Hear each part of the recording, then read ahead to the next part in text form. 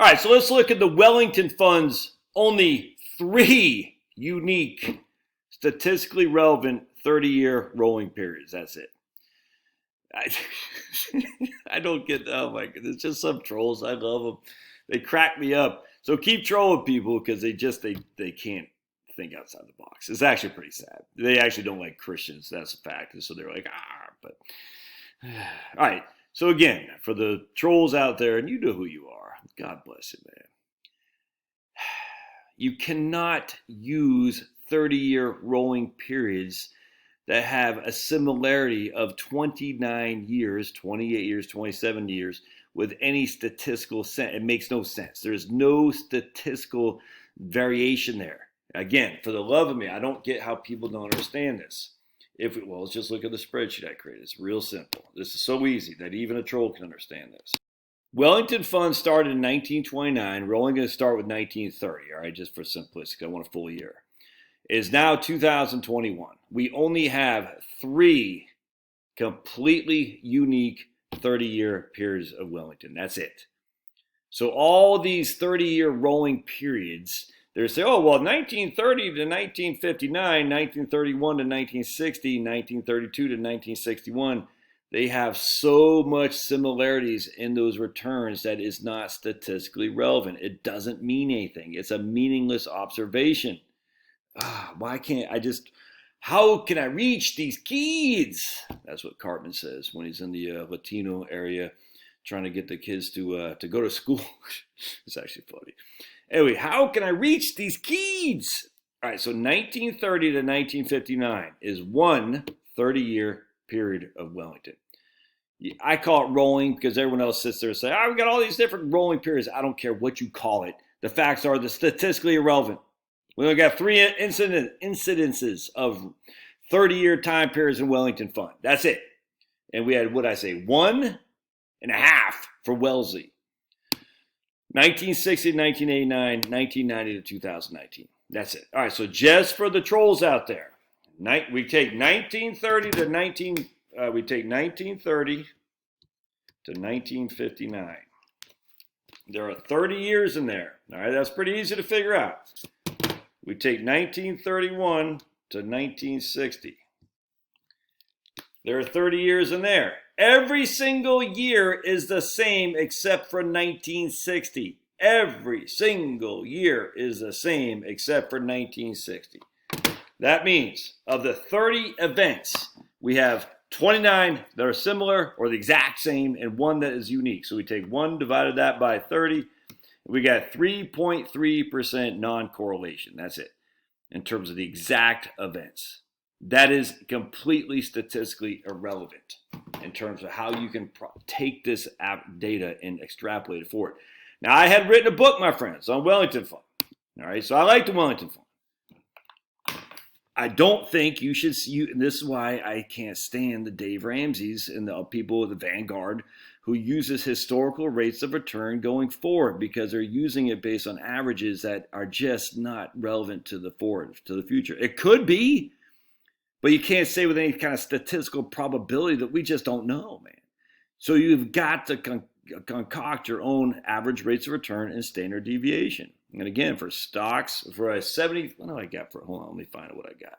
Right, capital, I got 100% bonds. We have a 2% annual return with a 4.6% standard deviation. All right, so that simply means we take, let me just put 2% annual return, 4.6% standard deviation. 2, and we're just going to say 4.6. So again, what we do here is the average return is the middle of the bell curve. 4.6 is our standard deviation. We plus or minus this. And so what we're going to do is we times the 4.6 by 3. All right, so we go 4.6 times 3. That gives us 13.8%. 13.8% to have probabilities within 99.8% of the time. So let me just show you what that means. So plus, so we're going to go 13.8. All right. So now we got 13.8 is our 3 standard deviations. That gives us 99.8% probability based on the numbers that I'm using here, which is pretty much based on Vanguard. So we take that 2, we add 13.8, which would give us 15.8 on the up. And then we take that 2 and subtract by 13.8, which would give us, what's that? 2 minus 13.8 minus 13.8 minus 2, which would give us a negative 11.8. All right, so basically what we're getting here is we're getting on any given year with a 99.8% secure. Now again, it could, other than the black swans, the tail ends, but 99.8% of the time we would expect to get no worse than a negative 11.8% rate of return and no better than 15.8. All right, so that's what we'd expect for the bonds, all bonds. If we go to stocks, if we go to 100% stocks here, and we go to, I think it's 6.5. Yeah, 6.5 and 17.3. All right, so 6.5 and 17.3. So we times 17.3 times that by 3. That gives us 50. We'll just say 52 for simplicity. All right, so what we do again is we say we take our whiteboard and we add 52 to 6.5, which will give us 58.5 on the up. And we subtract 6.5 from 52, all right, minus 6.5, which would give us negative 45.4 on the down. All right.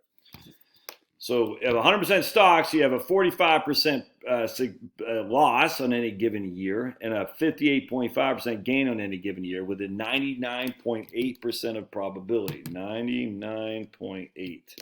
That's 3 standard deviations. Now we do have these tails out here, which is the 0.1 on the down and 0.1 on the up, which says in a black swan event, i.e. Nassim Nicholas Taleb, who talks about this a lot, we could be anywhere. We don't know. North Korea nukes us, or, I don't know, Taliban takes over, I don't know. So that's how that works. All right, so again, that's how you have to concoct your plan to go forward, because if you use these historical rates right here, check this out.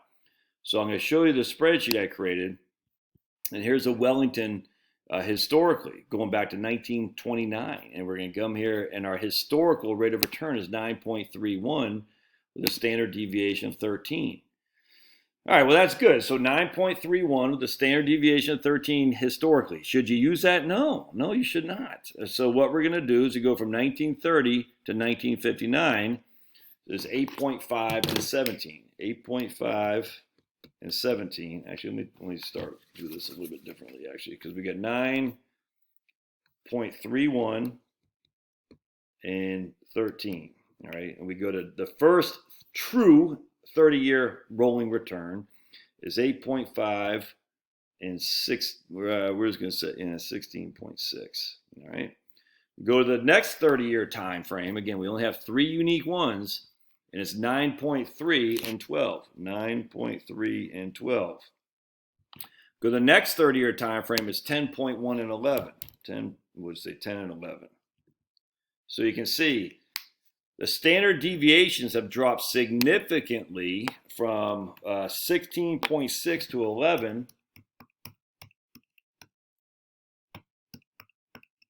That's a 33% decrease in standard deviation. 33% less volatility over the last 30 years than the first 30 years, if that makes sense. And the returns have gone from 8.5 to 10. The returns are up 15%. So this is nuts, man. So the last 30 years, we have a standard deviation that's significantly, a third is less volatile in Wellington than it was the first 30 years. And a 15% higher rate of return. I mean, that's pretty significantly different than the first 30 years, if that makes sense. And then you look at the standard, then you look at the entirety of the time frame since Wellington was incepted in 1929. We get 0.7 divided by 10. We get a 7% increase over the last 30 years, and 2 divided by 13. And a 15% decrease in standard deviation. So what's happening here is the last 30 years were freaking stellar for Wellington in the overall scheme of the portfolio. The first 30 years were great.